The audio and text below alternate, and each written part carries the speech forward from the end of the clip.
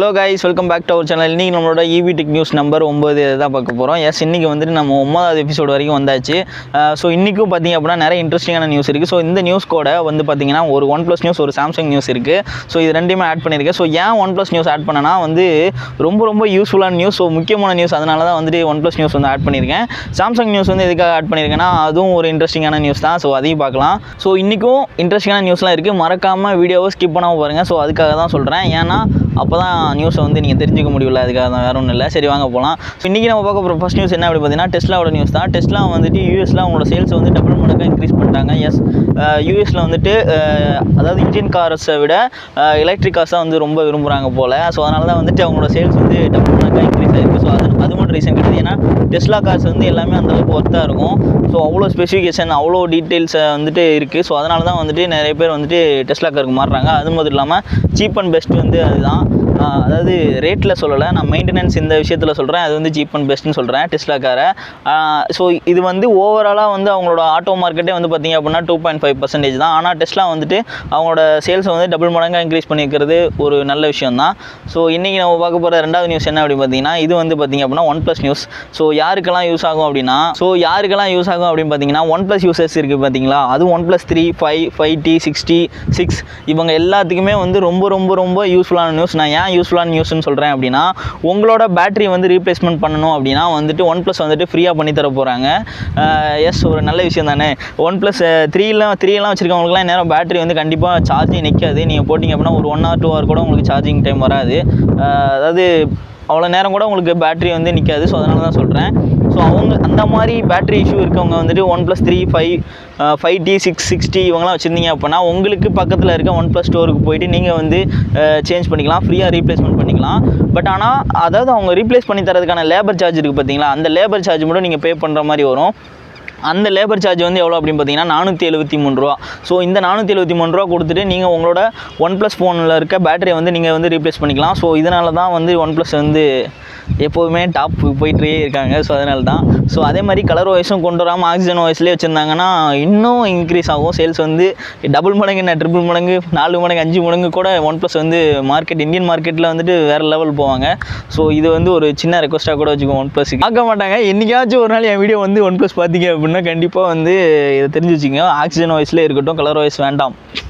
இது வந்து ஒரு ரெக்வஸ்ட்டாக கூட வச்சுக்குவோம்.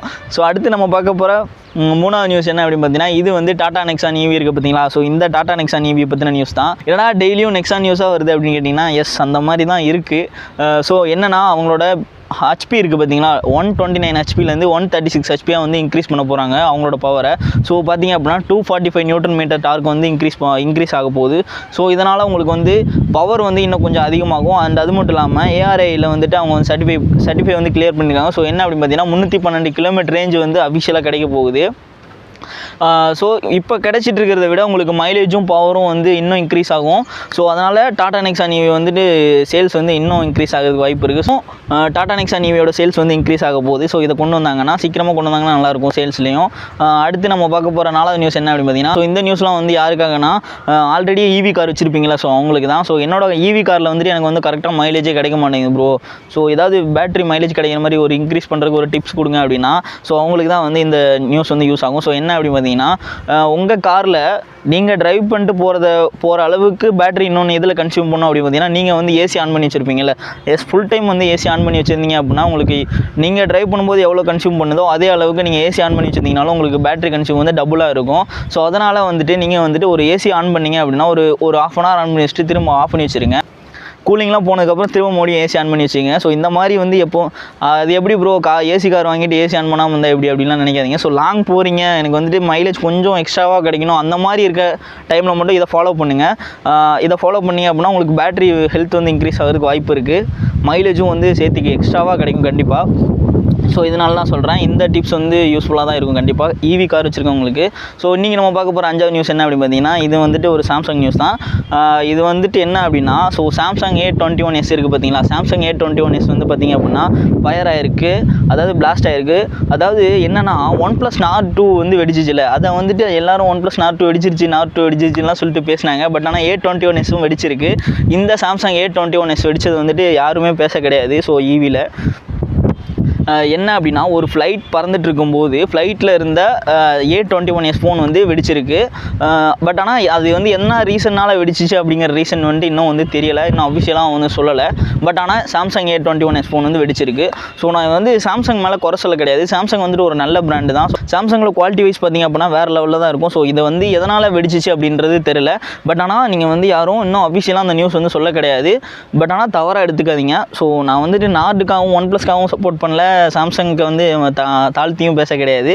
ஸோ இது நடந்திருக்கு அப்படின்றத தெரிஞ்சுக்கங்க. பட் ஆனால் அஃபிஷியலாக வந்துட்டு அவங்க வந்துட்டு என்ன ரீசனால் வெடிச்சிச்சுங்கிறது சொல்லலை. பட் ஆனால் வெடித்தது உண்மை, என்ன ரீசனால் வெடிச்சதுங்கிறது சொல்லலை. ஸோ அதனால் பயப்படவும் தேவை கிடையாது. வேறு எதனா ரீசன் கூட இருக்கலாம் வெடிச்சதுக்கு. ஸோ அதனால் பயப்பட தேவை கிடையாது. அதே மாதிரி நாட் 2 வெடிக்குது ப்ரோ, நாட் 2 வந்து வாங்கலாமா அப்படின்னு நிறைய பேருக்கு கண்டிப்பாக டவுட் இருக்கும். எஸ் ப்ரோ, இப்போ பார்த்தீங்க அப்படின்னா EV கார்ஸ், EV பைக்ஸ் இதெல்லாம் பார்த்தீங்கன்னா பேட்டரியில் தான் ப்ரோ இருக்குது. ஸோ எல்லாமே லித்தியம் அயன் பேட்டரி தான். ஸோ இதெல்லாம் வந்து நம்ம வாங்காமல், அதாவது ஃபோனில் இருக்கிறது வந்துட்டு உங்களுக்கு கம்மியான ஏஹெச் பேட்டரி தான். ஸோ அந்த பேட்டரியே வெடிக்குதான் அப்படின்னு பயப்பட்டீங்கன்னா நீங்கள் EV கார், EV பைக் வந்துட்டு எதுவுமே வாங்க முடியாது கண்டிப்பாக. ஸோ அதெல்லாம் கவலைப்படாதீங்க. நாட் 2 வந்து ஒரு நல்ல ஃபோன் தான், வாங்கலாம், சஜஸ்ட் பண்ணுறேன். நான் வந்து பர்சனலாக சஜஸ்ட் பண்ணுறேன், நாட் 2 வாங்கலாம். அவ்வளோதான் கைஸ், இன்றைக்கி வீடியோவில் சொல்ல நினச்சது. இன்றைக்கான டெக் நியூஸ் வந்துட்டு இவ்வளோ தான். ஸோ இன்றைக்கான டெக் நியூஸ் வந்து ரொம்ப இன்ட்ரெஸ்டிங்காக இருந்திருக்கும்னு நினைக்கிறேன். ஸோ எஸ், நான் சொன்ன மாதிரி OnePlus யூசர்ஸ் வந்து பார்த்திங்க அப்படின்னா பக்கத்தில் இருக்க OnePlus ஸ்டோருக்கு போயிட்டு இந்த நியூஸ் உண்மையாக என்னன்றதை அது கன்ஃபார்ம் பண்ணிக்கோங்க. பட் ஆனால் அஃபிஷியல் தான். அவ்வளோதான் கைஸ், இந்த வீடியோவில் சொல்லணும்னு நினச்சது. இன்றைக்கான டெக் நியூஸ் வந்து உங்களுக்கு கண்டிப்பாக யூஸ்ஃபுல்லாக இருக்கும்னு நினைக்கிறேன். வீடியோ பிடிச்சிருந்துச்சுன்னா லைக் பண்ணுங்கள், ஷேர் பண்ணுங்கள், கமெண்ட் பண்ணுங்கள். மறக்காமல் நம்ம HM E-Bike சேனலை சப்ஸ்கிரைப் பண்ணி வச்சுக்கோங்க. நீங்கள் சப்ஸ்கிரைப் பண்ணி வச்சிங்கன்னா தான் நாங்கள் இன்னும் நிறைய வீடியோ வந்து டெய்லியும் போட முடியும். ஸோ அதாவது இந்த மாதிரி யூஸ்ஃபுல்லான நியூஸ் வந்து உங்கள் ஃப்ரெண்ட்ஸுக்கும் ஷேர் பண்ணுங்கள். நிறைய பேர் OnePlus வச்சிருக்கலாம், சாம்சங் வச்சிருக்கலாம், EV கார் வாங்கணும்னு நினைக்கலாம், EV நியூஸ் பற்றி தெரிஞ்சுக்கணும்னு நினைக்கலாம். ஸோ இவங்க எல்லாத்துக்குமே நம்ம டெக் நியூஸ் வந்து கண்டிப்பாக யூஸ்ஃபுல்லாக இருக்கும். ஸோ ஷேர் பண்ணி விடுங்க. அவ்வளோதான் கைஸ், மீண்டும் ஒரு அடுத்த நல்ல டெக் வீடியோவில் சந்திப்போம். பாய்.